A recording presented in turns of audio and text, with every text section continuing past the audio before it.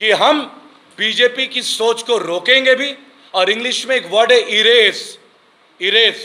हम हमारे माइंड में जो आपने इनपुट डाला है ना, रैम में, रैंडम एक्सेस मेमोरी में, और आरओएम में, रीड ओनली मेमोरी में, इसमें से हम आपकी थॉट को इरेज करने वाले हैं जड़ से। जितने भी एक्टिविस्ट हैं, कोई भी हमारे माननीय प्रधानमंत्री श्री नरेंद्र सिंह मोदी जी के बारे में, योगी आदित्यनाथ जी के बारे में, और तमाम बीजेपी के जो बड़े नेता है, पर्सनल टिप्पणियां मत कीजिए, बात कीजिए इनकी गवर्नेंस के ऊपर, बात कीजिए इनके नियम और कायदे कानून के ऊपर, बात कीजिए इनकी अव्यवस्था के ऊपर। हम सब आपके साथ हैं। जो कोई भी व्यक्ति गाली देगा, बागी रेबल सदानंद पति उसके साथ नहीं है। भाई और बहनों, पिछले कुछ महीनों से हम लगातार देख रहे हैं कि हमारे देश की स्थिति कहां से कहां जा रही है। मेरे ख्याल से बदतर होता जा रहा है। लेकिन यहां मैं किसी लीडर की बात नहीं करूंगा।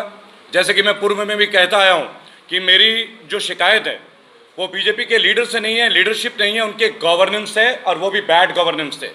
एक ऐसी गवर्नेंस जो पिछले 5 महीने के अंतर्गत शायद किसी को भी आशा को निराशा में परिवर्तित करती रह रही है, और वो भी निरंतर। चाहे वो कश्मीर से कन्याकुमारी तक का आप सफ़र करें, चंद महीनों में मैंने तकरीबन 8 राज्यों का दौरा किया है, और आप लोगों के इस मंच के माध्यम के बाद सोमवार से मैं पूरे राष्ट्र के दौरे में निकल रहा हूँ। और भाई और बहनों, बताना चाहूँगा कि आज आपके बीच मुझे क्यों आना पड़ा। हमारा एक कैंपेन पूरे देश में हम शुरू कर रहे हैं जिसका नाम है सेव इंडिया हैशटैग। आप ये देख सकते हैं कि सेव इंडिया का जो कैंपेन है ये बहुत जुझारू कैंपेन होने वाला है, जिसकी शुरुआत हम कश्मीर से कर रहे हैं। और यहाँ पे कोई धर्म, जाति, रिलीजन या कास्ट से बायस्ड कोई बातें नहीं है। मुद्दों की बात है, सड़कों की बात है, अस्पताल की बात है, बेरोजगारी की बात है, और सबसे बड़ी बात है अत्याचार की बात है। प्रशासनिक कार्रवाई जो लोगों के विरुद्ध हुई है इन 5 महीनों में, उन लोगों की आवाज़ की बात है। मैं नहीं कहूँगा कि मैं बहुत बड़े बड़े एक्टिविस्ट के लिए काम करूँगा या उनकी रिहाई करूँगा। मैं उन लोगों के लिए काम करना चाहता हूँ जिनका नाम आज मीडिया में जिक्र भी नहीं होता। फिर चाहे वो दिल्ली दंगे के विक्टिम हो, चाहे मुरादाबाद प्रोटेस्ट के विक्टिम हो, चाहे लखनऊ के प्रोटेस्ट के विक्टिम हो, और बाढ़ में जो लोग अब पीड़ित हैं, बिहार के, बंगाल के, असम के, जिन परिवारों का नामो निशान मिट चुका है, जिनके घर में आज कोई नेशनल मीडिया झांकने वाला नहीं है। इतने बड़े बड़े लोग, इतने बड़े बड़े पत्रकार, जर्नलिस्ट, लेकिन किसी का भी मीडिया वहां नहीं जाता। लेकिन जब अमिताभ बच्चन जी की खबर आती है कि वो कोरोना पॉजिटिव हैं, तो पूरे मीडिया के चैनल उनके घर तक पहुंच जाते हैं और वो नानावती अस्पताल को धन्यवाद देने में लग जाते हैं। मैं इस सिस्टम के खिलाफ हूं। मैं बागी सदानंद, आपका अपना भाई, आपका अपना बेटा रेबल सदानंद, इस बैड गवर्नेंस के खिलाफ हूं कि आखिर केवल सेलिब्रिटीज के लिए सरकार है क्या? केवल पूंजीपतियों के लिए सरकार है क्या? उन लोगों का क्या जिन्होंने आपको सड़क से संसद तक का सफर करवाया? मैं उस प्रोसेस के खिलाफ हूं। अगर आपको सड़क से संसद पहुंचाया है तो ये रेबेलियन यानी कि बगावत, पुनः आपको संसद से सड़क तक वापस लेके आएंगे, जिसका आगाज हम बिहार के चुनाव में करने वाले हैं। और केवल ये चुनाव की बात नहीं है, पॉलिटिक्स की बात नहीं है, राजनीति की बात नहीं है, बात हमारे अखंड समाज की है, बात हमारे देश की है, बात हमारे मुल्क की है। जिसे आप भारत कहना चाहते हैं, आप हिंदुस्तान कहना चाहते हैं, आप एक बार पुनः विचार कर लें। आखिर हम किसके वंशज हैं जो हमें धर्म में पढ़ाया जाता है? क्या हम हिंदुस्तान के वंशज हैं या राजा भरत के वंशज हैं या हम भारतवासी हैं? एक बार दोबारा इसके ऊपर शोध कीजिए, और जब आपको इसका जवाब मिल जाए तो आप मुझे भी सूचित करें। भाइयों और बहनों, सेव इंडिया कैंपेन उन लोगों के लिए जिनका अधिकार छीना गया। सेव इंडिया कैंपेन उस मुहिम का एक हिस्सा है जहां कोरोना को एक वैश्विक बीमारी के नाम पे बता के लोगों से दंड उगाही की गई, जहां मास्क के बजाय, सैनिटाइजर के बजाय पुलिस के लठ पड़े। मैं ये शब्द यूज कर रहा हूं, लठ। ऐसे अनगिनत वीडियो आपको यूट्यूब में, फेसबुक में मिल जाएंगे जहां साधारण वर्ग के लोग, साधारण तबके के लोग जो साइकिल में जा रहे हो, पैदल जा रहे हैं, जिन्हें बहुत ही क्रूरतम तरीके से पीटा गया हो, जिन्हें फ्रैक्चर मिली हो केवल इसलिए कि वो बगैर मास्क पहन के निकल गए। या क्यों निकल गए? आज तक कोई एक ऐसी समस्या नहीं मिली कोरोना के बारे में, एक ऐसी सूचना नहीं मिली जहां कोई नेता ये आके कह दे, चाहे हमारे माननीय स्वास्थ्य मंत्री क्यों ना हो, अब तो वो वर्ल्ड हेल्थ ऑर्गेनाइजेशन का भी एक हिस्सा बन गए। क्या वो जनता के बीच में एक बार ये स्पष्ट कर सकते हैं कि एग्जैक्टली कोरोना के सिम्टम्स क्या हैं? आप इंडिया में कोरोना की रिकवरी रेट देखिए, उसकी परसेंटेज को देखिए। ये सेव इंडिया कैंपेन उसी कैंपेन का हिस्सा है कि आखिर किसी भी व्यक्ति की मृत्यु कमरे के अंदर क्यों नहीं हुई। मैं जहां से ये लाइव कॉन्फ्रेंस कर रहा हूं आप लोगों के बीच, यहां भी कोरोना पॉजिटिव कई केसेस आए और सील किया गया। और वो सकुशल रिकवर करे और ईश्वर हर एक को रिकवर करे, मेरी ये प्रार्थना होगी। क्योंकि मैं नहीं चाहूंगा मेरे भारतीय देश के, मेरे देश के महान कोई भी एक नागरिक के साथ इस तरह की दुर्घटना हो। लेकिन ये शोध का विषय है कि हम उनके डेड बॉडी को भी नहीं देख पाए जो लोग कोरोना काल में मृत्यु को प्राप्त हुए। मैंने पहले भी एक बार कहा था, यह अकाल मृत्यु है। ये वो मृत्यु है जिसका वर्णन नहीं है, जिसका साइंटिफिकली कोई एक्सप्लेनेशन नहीं है।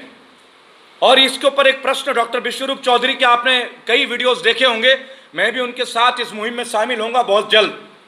भाइयों और बहनों, सेव इंडिया कैंपेन तमाम उन परिवारों के लिए जो हमारे गरीब मजदूर भाई बहन जो बगैर नौकरी के असाधारण कष्टों का सामना करने के लिए सड़कों में निकले थे और मृत्यु को प्राप्त करे भूखमरी से। सरकार के तमाम दावे, आज मैं एक एक चीज आप लोगों के बीच गिनाऊंगा और उस मूवमेंट के बारे में, आपके बारे में जिक्र करूंगा। आपने खिलाफत मूवमेंट के बारे में सुना होगा, आपने हरित मूवमेंट के बारे में सुना होगा, आपने 1857 के स्वाधीनता आंदोलन के बारे में सुना होगा। ये सब ऐतिहासिक दौरे रहे हैं, कहीं ना कहीं हम इनसे प्रेरित होते आए हैं। आज मैं उस दौर की बात करूंगा जिस दौर में मैं, आप, हमारे पहले के जनरेशन और आने वाले जनरेशन इस सफर को तय करने वाले हैं। कि क्योंकि कोरोना के नाम पे कई ऐसे कानून बना दिए गए जिससे कि लोग अपनी भावनाओं को उजागर ना कर सके। आज हमारा फ्रीडम टू स्पीच हमसे छीना जा रहा है। आज भारतीय सरकार के केंद्रीय मंत्री जितने भी हैं, केंद्रीय सरकार, केंद्रीय शासित प्रदेशों में आप लगा लें, कोई भी एक नेता इस मंच पे आके तैयार नहीं है जहां हम विवेचना करना चाहेंगे डॉक्टर कफील खान के बारे में, अखिल गोगोई के बारे में और उन 5000 और लोगों के बारे में जिन्हें जेल में बंद किया गया इस कोरोना काल में, चाहे वो दिल्ली दंगे की जस्ट शुरुआत। क्योंकि आपको शायद ये नहीं पता कि कोरोना काल 25 मार्च से नहीं है। कोरोना काल तो नवंबर से स्टार्ट हो गया था जब चाइना में आपने केसेस देखे थे, और उसके बाद नमस्ते ट्रंप हुआ और लाखों के तादाद पे लोग आए। और जिन लोगों ने जमातियों के ऊपर केवल प्रश्न उठाया, मैं बीजेपी को नेताओं से आज एक बात पूछना चाहूंगा, गुजरात में लाखों विदेशी आए, उनका क्या भाई? वो पानी के जहाज से नहीं आए थे, एयरपोर्ट से आए थे। आपने कहा कि अंतर्राष्ट्रीय उड़ानों की वजह से जो लोग आए उन्होंने कोविड-19 को फैलाया, तो फिर आपके मित्र भी वहीं आए थे। तो गुजरात में तो जमाती नहीं पहुंचे थे, पहले ही कोविड-19 फैल गया। ये जवाब सेव इंडिया कैंपेन के लिए है। दूसरी बात, लगातार आप एक बात देखते होंगे कि bail package, relief package, Nirmala ji माननीय वित्त मंत्री वो गायब हो गई हैं। ऐसा लगता है कि वो इंडिया में रहती ही नहीं है। मैंने उनसे 4 सवाल क्या कर लिए थे मध्यम वर्ग परिवार के बारे में, क्योंकि मैं खुद एक मध्यम वर्ग परिवार से संबंध रखता हूं और मेरे परिवार जो मध्यम वर्ग श्रेणी से ही आता है। लेकिन मैं आपसे एक बात पूछना चाहूंगा, आपने 1,20,000 करोड़ का जो पैकेज डिक्लेयर किया था, आपने इंडस्ट्रीज के लिए डिक्लेयर किया, क्या आपने बाकी उद्योगों के लिए कोई बेल पैकेज दिया? अगर नहीं दिया तो मैं आपको प्रश्न उठाऊंगा, अगर दिया तो मुझे बताएं। 5 उद्योगों का मैं नाम लेने वाला हूं जो बिल्कुल ही साधारण परिवार के लोग इस उद्योग से संबंधित हैं, जिनके परिवार की रोजी रोटी इस चीज से गुजरती है।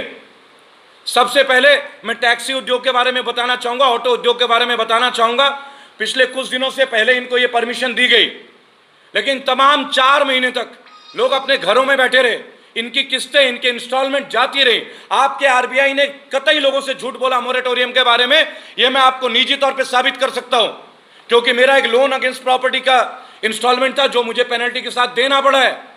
और मैं डॉक्यूमेंट्स की बात करता हूं, मैं साक्ष्य की बात करता हूं, मैं संबित जी उड़ी हुई बातें नहीं करता। आप सम्मानीय हैं संबित जी, कृपया मेरे मुद्दे पे आप आए। मैं आपका तिरस्कार नहीं करता, ना ही करूंगा। और इस मंच के माध्यम से मैं तमाम लोगों से जो बीजेपी के कार्यशैली से असंतुष्ट हैं, जो मोदी जी के पॉलिसी से असंतुष्ट हैं, उनसे मैं गुजारिश करना चाहूंगा, भाई और बहनों, कृपया करके अच्छे शब्दों का प्रयोग कीजिएगा। किसी को गाली देने से हमारा उद्देश्य पूरा नहीं होता, किसी के साथ बुरा बर्ताव करने से हमारा उद्देश्य पूरा नहीं होता। एक्चुअल में हमारा उद्देश्य यह है ही नहीं। जिस देश से मैं संबंध रखता हूं, हमारे देश की सभ्यता बहुत अलग है, अतिथि देवो भव। हमारे यहां दुश्मन को भी अतिथि माना जाता है। आप सिकंदर और पुरुष की लड़ाई का उल्लेख देख लें।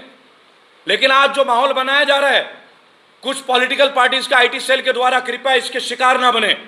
मेरी आप लोगों से अनुग्रह होगी, कोई भी व्यक्ति माननीय प्रधानमंत्री मोदी जी के परिवार के बारे में या उनके बारे में या निर्मला सीतारमण जी के बारे में या संबित पात्रा जी के बारे में और बीजेपी के तमाम नेताओं के बारे में असभ्य भाषा का इस्तेमाल ना करें। अगर आप मुझे फॉलो करते हैं या आप मुझे पसंद करते हैं, हम बात करेंगे, हम आंख से आंख मिला के बात करेंगे, हम उनके हर सवाल का जवाब देंगे। उन्होंने बोला कि सवाल करते हैं। आज मैं आप लोगों के माध्यम से, इस मंच के माध्यम से, ये जो तमाम चैनल है इनको मैं शुक्रिया अदा करता हूं कि आप लोगों ने मुझे एक मंच दिया। इस मंच के माध्यम से मैं आज आह्वान करता हूं बीजेपी के आला अधिकारियों से कि आप देश के साधारण जनता से मिलें, आप मुझे बुलाएं। मेरे साथ बहुत सारे एक्टिविस्ट हैं, बहुत सारे एक्टिविस्ट आप मेरे फेसबुक लाइव में देख सकते हैं। और बताना चाहूंगा कि मेरे जो पोस्ट हैं फेसबुक में या यूट्यूब में, ये मोनेटाइजेशन में नहीं आता, क्योंकि मैं एक बागी हूं, और बागी जो है वह एंटी गवर्नमेंट स्टेटमेंट के तौर पे काउंट किया जाता है। तो ना मोनेटाइजेशन अप्लाई है, ना मैंने पैसे के लिए काम किया। मैं एक बागी का बेटा हूं, एक बागी का पोता हूं। मेरे दादाजी स्वर्गीय श्री गंगाधर बागी स्वतंत्रता सेनानी थे, देश के लिए योगदान दिया, और वही योगदान मेरे आने वाले जनरेशन भी देंगे। नियमित तौर पे अपने पेशे में भी रहेंगे, लेकिन देश के लिए एक वक्त हमेशा मुकर्रर रहेगा। आप सब लोग भी यही कार्य कर रहे हैं, जितने भी मेरे साथी पत्रकार हैं और साथी जर्नलिस्ट हैं, आप सब भी यही करते हैं। भाइयों और बहनों, मैं अनुरोध करूंगा, आप किसी को भी गाली ना दें। इनके बीजेपी गवर्नमेंट के जितने पॉलिसीज हैं, चाहे वो नंबर 1 डिमोनेटाइजेशन हो, नंबर 2 जीएसटी हो, नंबर 3 कोविड-19 की जो अवेयरनेस है, कोविड-19 की जो इनके पॉलिसीज हैं, मास्क, सैनिटाइजर, N95 के बारे में इतनी विवेचना हुई, आज कहा जाता है कि N95 इज अ फेलियर। भाइयों और बहनों, आप केवल एक बात मुझे बता दें, कोविड-19 से जो लोग मृत्यु को प्राप्त हुए, इससे कई गुना ज्यादा परसेंटेज हमारे देश में सड़क दुर्घटनाओं में लोग मृत्यु को प्राप्त होते हैं। तो हम कैसे मान लें कि कोविड-19 एक वैश्विक तौर पे बहुत बड़ी बीमारी है? अगर ये एक नॉन लिविंग वायरस है, जैसे कि बीजेपी के नेता बोलते हैं, तो ये कम्युनिकेबल हो नहीं सकता। आपको ये बात सोचने की जरूरत है।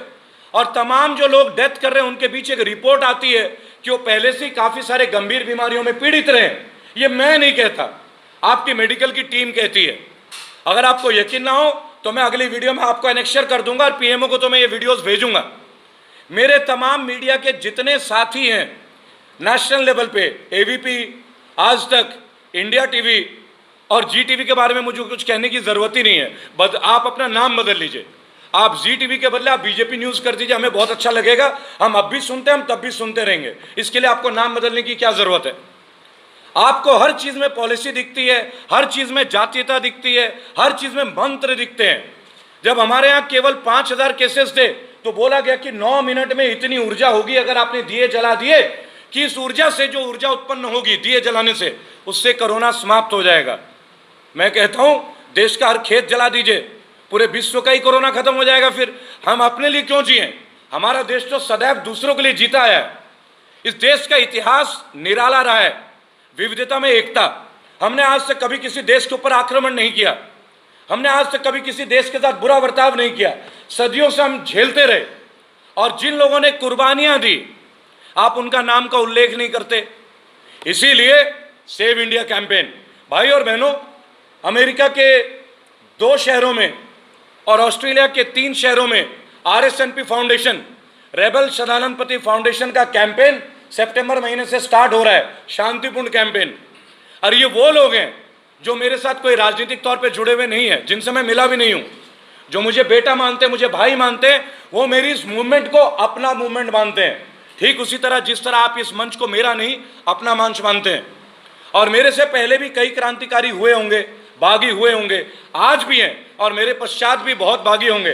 पर मेरा अनुरोध है कि हम में से सभी अपनी भाषा का सदुपयोग करें। और एक बात आप जान लें कि जो लोग डॉक्टर हैं, बीजेपी के बहुत बड़े बड़े अधिकारी हैं, जो सांसद हैं, MLA हैं, MPs हैं, और वो जिस भाषा का प्रयोग करते हैं, आपने सुना होगा दिल्ली चुनाव में देश के गद्दारों को गोली मारो। एक युवा साथी है मेरे, अनुराग सिंह जी, BCCI में भी रहे, एक बहुत अच्छे परिवार से संबंध रखते हैं। उनसे मैं एक दरख्वास्त करूंगा, मनोज तिवारी जी प्रदेश अध्यक्ष रहे शायद बीजेपी के, उनसे आज नहीं रहे, उनसे मैं निवेदन करूंगा कि आपकी शिक्षा में कमी रह गई या आपके संस्कार में कमी रह गई, आपकी तालीम में कमी रह गई या आपका तहजीब कहीं पीछे रह गया? मुझे इस बात का जवाब चाहिए। आप कहते हैं देश के गद्दारों को गोली मारो, एक काम करते हैं, ये जितने मीडिया साथी हैं, ये भारत के तमाम जातियों से संबंध रखते हैं, आप मुझे एक पॉइंट आउट करके बता दें इनमें से गद्दार कौन है, इनमें से देशद्रोही कौन है। अगर देशद्रोही होगा तो शायद स्वयं को गोली मार लेंगे। ये देश हमें ये भी सिखाता है। और जब भी आप बात करते हैं, आप बहुत सारे लीडर्स की बात करते हैं, आप जब देखो कांग्रेस की बात करते हैं, केजरीवाल की गिनती गिना देते हैं, उनका नंबर भी आएगा। अगर कांग्रेस इतनी महत्वपूर्ण होती तो मैं कांग्रेस का जिक्र कर रहा होता। ये मेरा उन लोगों के लिए जवाब है जो मुझसे कहते हैं कि कांग्रेस के ऊपर क्वेश्चन क्यों नहीं उठाते। पुनः मैं बोल देता हूं, if someone is not so important, why should we give so much of importance to those sort of people. एक ऐसी political party, Sonia Gandhi, Priyanka Gandhi, Rahul Gandhi, Gandhi and Gandhi, Gandhi and Gandhi, मुझे करना क्या है? हम किसी परिवार से बात नहीं कर रहे, हम पार्टी से बात कर रहे हैं। आपने ही कहा था कि हमारे पार्टी में परिवारवाद नहीं चलता। तो चलिए मैं उदाहरण दे देता हूं, जिस क्षेत्र में मैं संबंध रखता हूं। और एक कॉन्फ्रेंस जो आज हो रहा है ग्रेटर नोएडा में, नोएडा के जो आपके विधायक है वो पंकज सिंह जी हैं, और पंकज सिंह जी का परिचय करा दे, वो माननीय राजनाथ सिंह जी के सुपुत्र हैं। तो परिवारवाद होता नहीं है क्या? क्या ये परिवारवाद नहीं है? आप परिवारवाद की डेफिनेशन देते हैं, और जो परिवार रानी झांसी के समय से देश के खिलाफ रहा है, सिंधिया परिवार, इतिहास गवाह है। क्या महारानी लक्ष्मीबाई से बड़ा भी कोई स्वतंत्रता सेनानी हुआ है क्या? आपके देश में, आपके अपनी पार्टी में 54 विधायक और एमएलए ऐसे हैं जिनके against serious crime against women दर्ज है मुकदमा। और आप रानी लक्ष्मीबाई के साथ जिन्होंने गद्दारी की, उनको तहे दिल से स्वागत करते हैं। मैं माननीय ज्योतिरादित्य सिंधिया की बात कर रहा हूं। मैं बागी हूं, मैं नाम लेके बात करता हूं। मुझे आपका डर नहीं, मुझे आपका खौफ नहीं। और देख लीजिए, अच्छी तरह से घुमा देने एक बार कैमरा अफसर भाई, हाथ में स्पीच नहीं है। आप लोग तो प्रिपेयर होके आते हैं। आपके वक्ता हमारे लेबर मिनिस्टर का नाम भूल जाते हैं। क्यों ना भूलेंगे? समाजवादी के पार्टी के जो प्रवक्ता होते हैं उनको आप बीजेपी में लेके आ जाते हैं। कमाल की बात करते हैं आप, कमाल की बात करते हैं आप। और एक बात आपसे कहना चाहूंगा कि आपने तमाम वो कार्य किए, तमाम, जहां आपकी सरकार नहीं है। बंगाल में ममता बनर्जी, मैं बंगाल से हूं, मेरा गांव बांकुड़ा जिले से है। मेरे गांव में सड़क 20 साल से है, और यहां के विधायक, बीजेपी के विधायक, और मैं आपको वीडियो में प्रदर्शित कर चुका हूं, चाहे भट्टा पारसौल हो, चाहे धनकौर हो, द्रोण नगरी धनकौर, जहां पे आप बहुत जल्दी इंटरनेशनल एयरपोर्ट बना रहे हैं, वहां की सड़कों का हाल देख लीजिएगा। धिक्कार है आपके प्रशासनिक कार्य पे। मैं आपके साथ मुद्दे में लड़ना चाहता हूं, मुद्दे में सम्मान से लड़ना चाहता हूं, आंख से आंख मिला के लड़ना चाहता हूं। लेकिन अगर आप ये कहें कि बागी श्रद्धानंद कांग्रेस का चमचा है, कह सकते हैं, कह लीजिए। मैं तो आज आपके सामने दोबारा बोल दे रहा हूं, मैं कांग्रेस के कई लोगों से मिला, मुदित अग्रवाल जी से मिला, वाइस प्रेसिडेंट दिल्ली प्रदेश कमेटी के। मैं जेपी अग्रवाल जी से मिला। मैंने एक सवाल पूछा था उनसे, इस मंच से कह देता हूं, मैंने पूछा था राहुल गांधी जी से कितने दिनों में मिलते हैं आप? जो जवाब मिला, मुझे कांग्रेस की स्थिति समझ में आ गई। वो जवाब मैं आपके सामने शेयर नहीं करूंगा, पर एक बात बोलूंगा कि मोदी जी एक अच्छे व्यक्ति हैं। जयप्रकाश जी जो कई बार सांसद रहे, एक अच्छे व्यक्ति हैं, लेकिन आज वो महसूस कर रहे हैं कांग्रेस की हालत क्या है, क्योंकि कांग्रेस में एक परिवार के अलावा कुछ भी नहीं है। भाई और बहनों, इस मंच के बहाने एक बात और बोल दूंगा, अगर 2014 के चुनाव में कांग्रेस ने प्रणब मुखर्जी जी को टिकट दे दिया होता, माननीय हमारे पूर्व राष्ट्रपति, माननीय शब्द का यूज कर रहा हूं, तो शायद आज आपको इस काला मोदी राज को देखने की आवश्यकता नहीं पड़ती। लेकिन परिवारवाद भारी है भाई, परिवारवाद भारी भी है। और परिवारवाद कुछ इस कदर हावी है कि आज जितने भी कांग्रेस के आला नेता थे, एजुकेटेड नेता थे, सबको कांग्रेस से बाहर का रास्ता दिखाया जा रहा है। हमारे युवा साथी, मेरे सहकर्मी और मेरे सह उम्र के मेरे दोस्त सचिन पायलट जी, आज उनके साथ क्या हो रहा है ये मुझे बताने की जरूरत नहीं है। पर सचिन जी, अगर आप मेरे वीडियो सुने तो मेरा समर्थन है आपके साथ। मैं आपसे कभी मिला नहीं, कर रहा, आपके पिताजी से बहुत प्रेरित रहा, क्योंकि बेशक वो राजस्थान में रहे पर वो अपने पैतृक गांव को आज तक नहीं भूले। मैंने अंग्रेजी में एक बात पढ़ी थी, मेरे प्रिंसिपल साहब ने बताया था, चैरिटी बिगिंस एट होम। जो अपने घर को भूल जाए वो किसी को याद नहीं रखता। भाई और बहनों, सेव इंडिया कैंपेन उन नेताओं के अगेंस्ट में छेड़ रहा हूं जितने भी पॉलिटिकल पार्टीज है। 1300 आरटीआई फाइल हो रहे हैं, 1300। हालांकि इन्होंने आरटीआई को भी तोड़ मरोड़ दिया, अब आरटीआई के जवाब नहीं आते। मेरे साथी पत्रकार जितने, मैं उन लोगों को एक मंच में बोलना चाहूंगा, अपने चैनल से आवाज उठाइएगा। आज आरटीआई के जवाब नहीं आते। क्यों नहीं आते भाई? क्योंकि आरटीआई एकमात्र एक हमारे पास हथियार था जिससे कि हम सच को प्रदर्शित कर सकते थे। जवाब नहीं मिलता, व्यस्तता और अनियमितता, फाइल जल जाती है, तो आरटीआई कहां से आएंगे? सेव इंडिया कैंपेन हमारे राइट को सेव करने के लिए, हमारे अधिकारों को सुरक्षित करने के लिए। और तीसरी बात, जो ये वुमेन लीडरशिप की बातें होती हैं, ये जो बीजेपी बोलती है बेटी पढ़ाओ बेटी बढ़ाओ, मैं एक बात कह देना चाहूंगा, इन्होंने 13.5% टिकट दिया आपने टोटल चुनाव में, यानी इनके लिए लेडीज का दर्जा 13.5%, 13.5% का ये लेडीज को इतना ही सम्मान देते हैं। तो फिर इससे तो कांग्रेस बहुत बढ़िया थी भाई, इंदिरा गांधी जी मानी ने प्रधानमंत्री रही।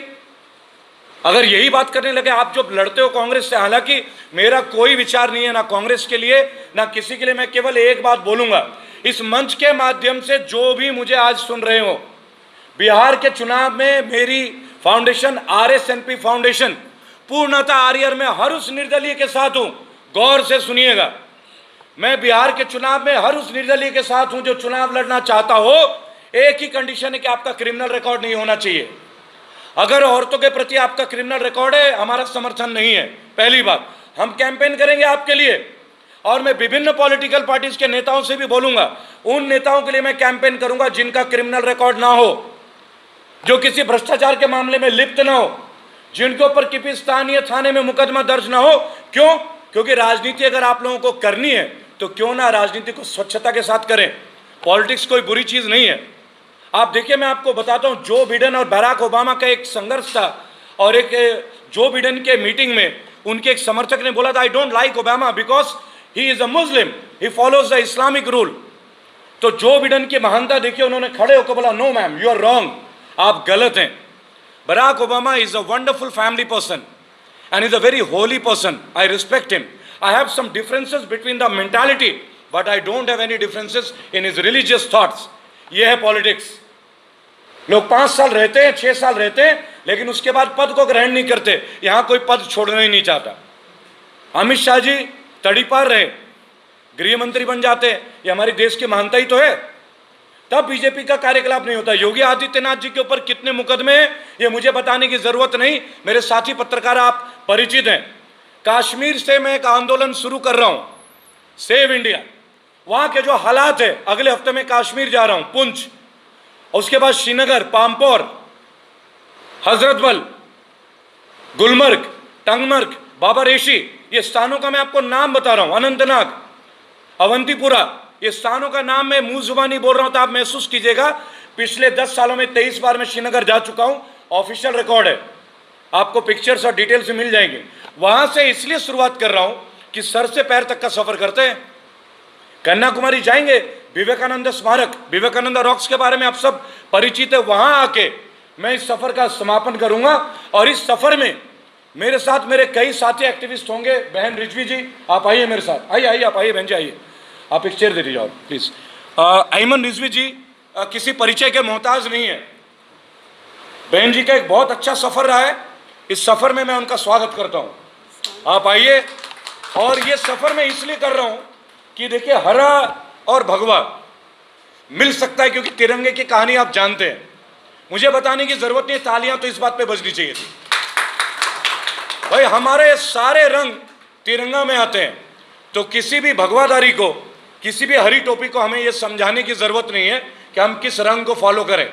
हम फॉलो करेंगे मानवता को, हम फॉलो करेंगे ह्यूमैनिटी को, हम फॉलो करेंगे इंसानियत को। हमारा एक मजहब है, इंसानियत, चाहे वो हिंदू हो, चाहे मुसलमान हो, चाहे सिख हो, चाहे ईसाई हो, चाहे मेरे साथी दलित भाई हो, चाहे जैन हो, चाहे बुद्धिज्म, और जितने भी माइनॉरिटीज हैं उन सबको अपने संगठन में ला रहा हूं। और एक बात और बताऊंगा, हम लोग साधारण परिवार के हैं, 5 स्टार होटलों में रौनक करने की आदत नहीं है, इतने बजट नहीं है मेरे पास, इतना फाइनेंस नहीं है, मैं कोई करोड़पति का औलाद नहीं हूं। फाइनेंशियल स्टेटमेंट देख लीजिएगा, पैन कार्ड भी आपके सामने ला दूंगा, आजकल सीए सब कुछ निकाल देते हैं। पैदल यात्रा करूंगा, जहां भी जाऊंगा आप लोगों का सपोर्ट चाहिए, सामाजिक तौर पे भी चाहिए, मानवता के तौर पे भी चाहिए, और वित्तीय तौर पे भी चाहिए, क्योंकि इतनी बड़ी लड़ाई खाली जेबों से नहीं हो सकती। इनके IT साल के साथ तब लड़ सकते हैं जब इनके बराबर आंख से आंख डालकर हम खड़े रहें। हालांकि हमारे साथ संगठन में देश विदेश के लोग आ रहे हैं, ये भी मैं आपको बता देना चाहूंगा, और लोग हमें सहायता भी दे रहे हैं, RSNP फाउंडेशन। और एक छोटी सी बात आपको बता देना चाहूंगा इस मंच के माध्यम से, आप फेसबुक का पेज खोलिए, रेबल सदानंद पति, जो कि मेरा पेज है, ज्यादा तो नहीं, 18 पेज मेरे नाम के डुप्लीकेट चल रहे हैं। ये कौन चला रहा है आप देख लीजिए, आपको पता चल जाएगा। मेरा कोई पुराना रिकॉर्ड तो है नहीं कि मैं कोई रेवोल्यूशनरी व्यक्ति हूं। इनको इतना खतरा हर एक एक्टिविस्ट से हो जाता है। आज बहन जी कुछ करेंगी तो इनके प्रति खतरा हो जाता है, मैं कुछ करूंगा तो मेरे प्रति खतरा हो जाता है। चलिए एक काम करते हैं, हाथ से हाथ और कंधे से कंधा मिला लेते हैं, इनको इकट्ठे ही खतरा दे देते हैं। बारी बारी अकेले क्यों लड़ें और कब तक लड़ेंगे? कश्मीर की यात्रा बहन रिजवी जी, अहमद जी मेरे साथ करेंगे और हम जीतेंगे। लेकिन मैं एक बात बताना चाहूंगा, जहां भी बंगाल, कश्मीर, जहां भी चुनाव और उपचुनाव होने वाले हैं, तमाम मेरे युवा साथी जो निर्दलीय लड़ेंगे, आप हमारे फाउंडेशन को संपर्क करें। मेरा व्हाट्सएप नंबर 8800092747 है। मैं हर मंच पे ये बात कहता हूं और जितना संभव हो सके मैं फोन उठाता हूं।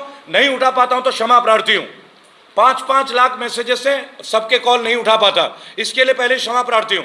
लेकिन मेरे पेज पे आप आएंगे, मैं जहां भी जाऊंगा आपको मेरी लोकेशन मिल जाएगी। आप मुझे डायरेक्ट आके मिले, मैं नेता नहीं हूं, मैं साधारण व्यक्ति हूं, साधारण तरीके से मिलना चाहूंगा, पर आप लोगों की हेल्प की अब आवश्यकता है। Save India campaign Jantar Mantar में 23 तारीख के लिए मुझे मौका दिया गया है। अगर ऊपर वाले ने चाहा तो जंतर मंतर में सुबह 10 बजे संडे 23 तारीख को मैं लाइव रहूंगा। बहन जी मेरे साथ रहेंगे, बहन रीना भारतीय जी जो चौथी दुनिया के मुख्य संपादक हैं, जर्नलिस्ट और मेरे सारे साथी, क्योंकि वहां पे मुझे 4+1 की परमिशन मिली है केवल 5 लोगों के लिए। अभी तक का हाल ये है। अब मैं नहीं जानता, अगर मैं नहीं आ पाया जंतर मंतर में तो आप ये स्पष्ट तौर पे जान लीजिएगा कि मेरी यात्रा रोक दी गई है। आप मेरी यात्रा रोक सकते हैं, मेरी सोच को नहीं रोक सकते। और मैं आप लोगों को एक बात बताना चाहूंगा आप लोगों के माध्यम से कि हम बीजेपी की सोच को रोकेंगे भी, और इंग्लिश में एक वर्ड है इरेज, इरेज। हम हमारे माइंड में जो आपने इनपुट डाला है ना, रैम में, रैंडम एक्सेस मेमोरी में, और आरओएम में, रीड ओनली मेमोरी में, इसमें से हम आपकी थॉट को इरेज करने वाले हैं जड़ से। आपने बोला था आत्मनिर्भर, मैंने उस दिन भी बोला था हम आत्मनिर्भर तो पैदाइशी हैं, हम भारतीय हैं। आप बिहार का एक एक बच्चा, बंगाल का एक एक बच्चा, हरियाणा का हर व्यक्ति, मुल्क का कोई भी प्रांत में आप देख ले, सबने अपना जनाधार अपने कदमों से बनाया। भला बीजेपी के पैसों से किसी ने जनाधार बनाया हो तो वो जय शाह हैं जो आज बीसीसीआई के सेक्रेटरी बन जाते हैं, क्योंकि उनके पापा गृह मंत्री हैं, क्योंकि उनके पापा गृह मंत्री हैं। जिस आदमी ने कभी बल्ला नहीं पकड़ा आज वो बीसीसीआई का सेक्रेटरी बन जाता है। मैंने चैलेंज दिया था, 6 बॉल मेरे साथ खेलिए, मेरी 6 बॉल आप झेलिए, आपकी 6 बॉल मैं झेलता हूं। Batting, running, bowling, fielding, keeping और डिसीजन, आपको 6 में से 0 दिलवा दूंगा, 6 में से 0, बशर्ते कि मैच फिक्सिंग ना हो,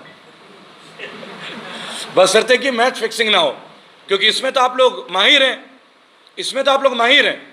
और बहुत जल्दी आपने 3 दिन पहले देखा था फेसबुक के ऊपर भी इनका नजर आ चुका है, ये फेसबुक में भी कब्जा करने वाले हैं। ये तो शुक्र है ये अमेरिकन से, मार्क जकबर्ग वगैरह, अगर ये इंडियन होते तो अब तक जेल के अंदर होते या फिर बीजेपी का माइक बन चुके होते। माननीय Anjana ji, Arnab ji, I am so sorry you are not getting enough time to call me. By God's grace if in any moment you call me I will make you happy. मैं आपको खुश कर दूंगा अर्नब जी। आपने बोला था it's my show, it's my show, I will prove it that it will be your show and after that day you will no more, you will be a showman. आप showman नहीं रह जाएंगे। लेकिन अभद्र भाषा का मैं प्रयोग नहीं करूंगा। दोबारा मैं एक बात बोलूंगा, जितने भी एक्टिविस्ट हैं, कोई भी हमारे माननीय प्रधानमंत्री श्री नरेंद्र सिंह मोदी जी के बारे में, योगी आदित्यनाथ जी के बारे में और तमाम बीजेपी के जो बड़े नेता है, पर्सनल टिप्पणियां मत कीजिए। बात कीजिए इनकी गवर्नेंस के ऊपर, बात कीजिए इनके नियम और कायदे कानून के ऊपर, बात कीजिए इनकी अव्यवस्था के ऊपर। हम सब आपके साथ हैं। जो कोई भी व्यक्ति गाली देगा, बागी रेबल सदानंद उसके साथ नहीं है। इस मंच में मैं क्लियर बोलूंगा, चाहे आप बेशक विरोधी हो बीजेपी के, मैं आपके साथ नहीं हूं। अभद्रता के लिए रेबल ग्रुप में कोई स्थान नहीं है। पहली बात, हम नैतिकता जानते हैं, हम साक्षर लोग हैं, हम शिक्षित लोग हैं, और हम शिक्षा के तौर पे ही आपके साथ प्रवेश करेंगे। जय हिंद, जय भारत।